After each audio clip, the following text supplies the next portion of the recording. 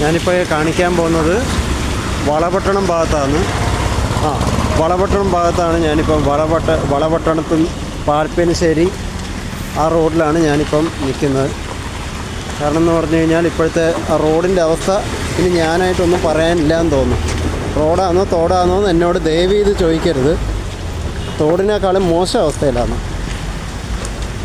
തോടാണോ എന്ന് ദയവ് ചെയ്ത് ചോദിക്കരുത് എന്നോട്.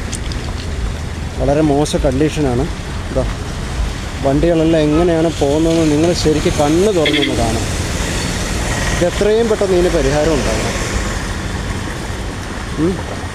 കല്ലുകളൊക്കെ അതുപോലെ തന്നെയുണ്ട്.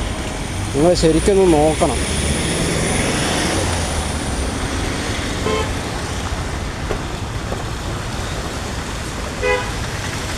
ശരിക്കൊന്ന് കാണാം.